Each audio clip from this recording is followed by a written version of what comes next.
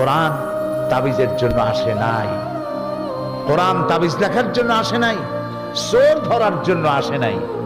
আমরা কোরআনের কাছে কখন যাই? মসজিদের ইমাম সাহেব মৌলানা সাহেবের কাছে যাই, হুজুর আমার তো বইয়ের স্বর্ণের চেন চুরি হয়ে গেছে, একটু চাউল পোড়া দেন। বিশ্বাস করুন, চাউল পোড়া দিয়া যদি চোর ধরা যেত, অন্তত মুসলিম রাষ্ট্রগুলিতে পুলিশের চাকরি থাকতো না।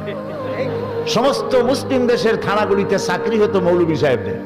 সেখানে বস্তায় বস্তায় চাউল দিয়ে বলা হতো, আপনারা চাউল পড়বেন আর চোর ধরবেন। প্রিয় ভাই সব, জেন তাড়াবার জন্য আর চাউল পড়ে চোর ধরার জন্য কোরআন আসে নাই।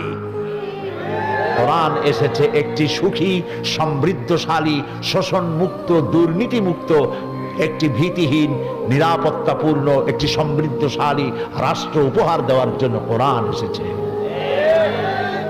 কোরআন শরীফ চোর ধরতে আসে নাই, চুরি বন্ধ করতে এসেছে। কোরআন ডাকাত ধরতে আসে নাই, ডাকাতি বন্ধ করতে এসেছে।